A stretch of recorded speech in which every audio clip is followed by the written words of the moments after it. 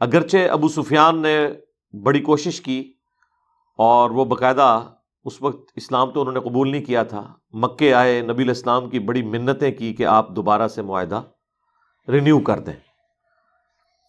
اصل میں معاہدہ ہونا ہی مسلمانوں کی فتح تھی، کیونکہ صلح حدیبیہ سے پہلے کافر تو مسلمانوں کو کسی کھاتے میں نہیں مانتے تھے، جو مشرکین عرب تھے آئے دن مسلمانوں کے اوپر وہ جنگ مسلط کرتے تھے، پہلے بدر میں، اس کے بعد احد میں، پھر خندق میں تو انہوں نے ایک آخری کوشش کی، سارے قبائل جمع کیے، اسے غزوہ احزاب بھی کہا جاتا ہے، یعنی اتنے قبیلے اس میں جمع ہوئے۔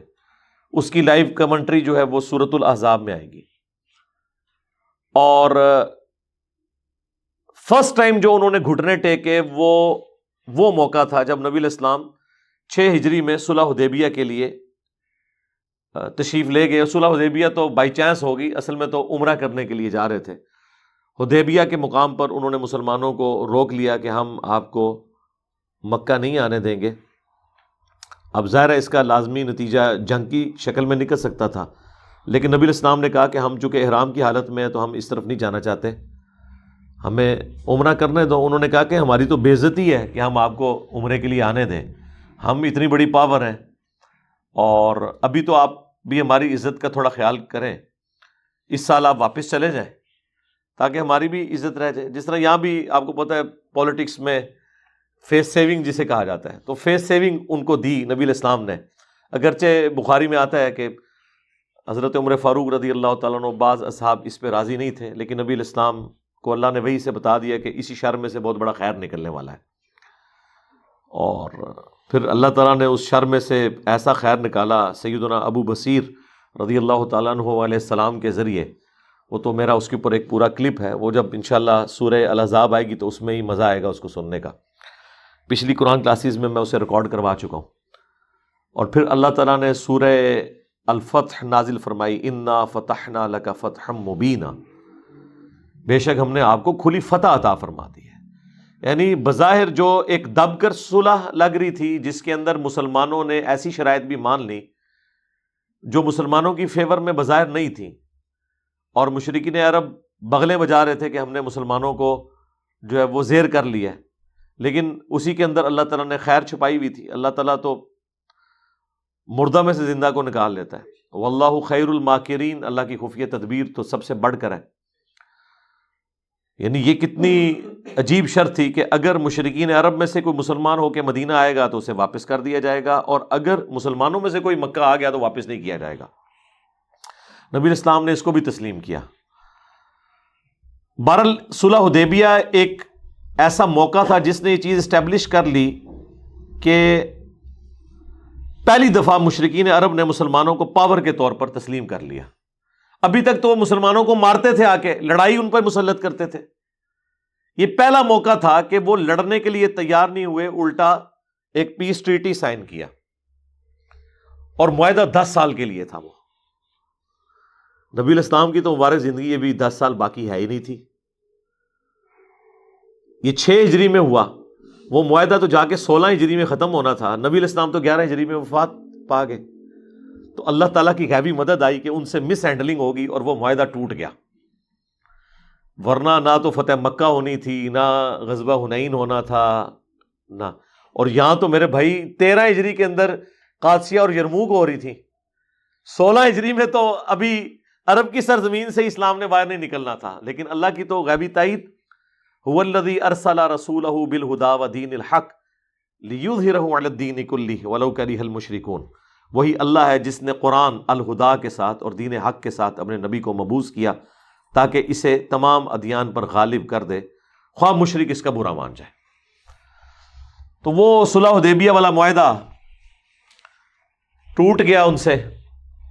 بڑی کوشش کی، اب تو ظاہر حضور کی مرضی تھی کہ وہ کرتے یا نہ کرتے۔ اس وقت بھی نبی علیہ السلام نے حکمت کی وجہ سے کیا، ورنہ مسلمان اس وقت بھی بڑے پاورفل تھے۔ اب تو کوئی صورت ہی نہیں تھی، اللہ تعالیٰ نے وحی کے ذریعے حضور کو بتا دیا کہ کوئی رینیو نہیں ہوگا معاہدہ۔ اب معاہدہ ٹوٹا ہے، اس کا الٹیمیٹ نتیجہ یہ ہے کہ اب مسلمان مکے کے اوپر چڑھائی کریں گے۔ یعنی پہلے تو وہ آتے تھے یہاں لڑنے کے لیے، بدر میں آئے، احد میں آئے، خندق میں تو آخری درجے میں انہوں نے سب کو ملا لیا. اور بخاری میں موجود ہے نبی علیہ السلام نے غزوہ خندق کے موقع پہ ہی یہ پیش گوئی کر دی تھی اللہ کی وحی کی تائید سے کہ مسلمانوں اب مشرکین عرب مدینے پہ دوبارہ نہیں آئیں گے، یہ آخری موقع ہے 5 ہجری میں جو ہو گیا، اب اللہ تعالیٰ تمہیں ان کے اوپر مسلط کرے گا. اور وہی ہوا کہ 6 ہجری کے اندر صلح حدیبیہ ہوئی، نبی علیہ السلام واپس آ گئے. 7 ہجری میں غزوہ خیبر میں اللہ تعالیٰ نے مسلمانوں کو فتح دی، نبی علیہ السلام عمرے کے لیے بھی تشریف لے گئے. 3 دن کے لیے انہوں نے پورا مکہ خالی کر کے وہ پہاڑوں پہ چلے گئے اور مسلمان آزادانہ وہ کرتے رہے تاکہ ایک دوسرے کا آمنا سامنا بھی نہ ہو. اب جتنے مسلمان تھے وہ وہاں 3 دنوں میں اپنے اپنے رشتہ داروں کو تلاش کر رہے تھے کہ چلو کوئی آخری کوشش کر کے دیکھ لیں ان کو کہ یار یہ دیکھ رہے ہو کہ اتنی بڑی فتح ہے، یہ شخص جو ہے وہ عام انسان نہیں ہے، اس کے ساتھ اللہ کی تائید ہے. اس شخص کو تم نے مجبور کیا، رات کے اندھیرے میں ہجرت کر کے مدینہ گیا، اور آج دیکھو کہ اللہ تعالیٰ نے کیسی دھاک بٹھا دی ہے. اور کچھ کے لیے یعنی نبی علیہ السلام نے پیغامات بھی چھوڑے کیونکہ حضور کو پتا تھا کہ ان کے اندر کوئی ایسی رمق موجود ہے کہ کوئی بات ٹریگر کر جائے. اگر کوئی کسی شرمندگی کی وجہ سے خاموش ہے یا تھوڑا بہت اس کو ہے کہ شاید مجھے معافی ملے نہ ملے، ٹھیک ہے، تو اس طرح کے نبی علیہ السلام نے ان کو سگنل دینا شروع کر دیے تاکہ کسی بہانے سے کوئی قبول کر لے ایسا معاملہ. بہرحال وہ پھر ان میں سے دیکھیں لوگ نکلے ہیں. حضرت خالد بن ولید کے لیے نبی علیہ السلام نے کچھ تعریفی کلمات کہے اور بعد میں وہ سوچنے پہ مجبور ہوئے، اسلام بھی قبول کر لیا، اور لوگوں کے بارے میں بھی.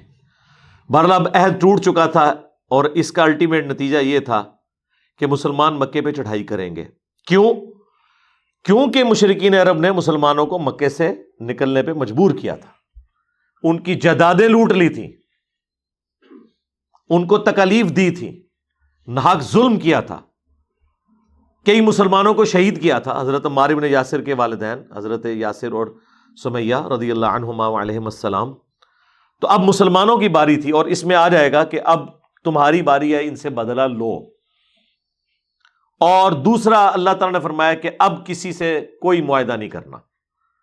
اسلام کو پاور مل چکی ہے، اور پھر اللہ تعالیٰ نے اس کی ریزنز بھی بیان کی کہ اللہ اور اس کے رسول کا معاہدہ بت پرستوں کے ساتھ کیسے ہو سکتا ہے، کس طرح اللہ کے ماننے والے اور اللہ کے دشمن، کس طرح موحدین اور مشرکین کو ایگزسٹ کر سکتے ہیں، یہ تو ہو ہی نہیں سکتا.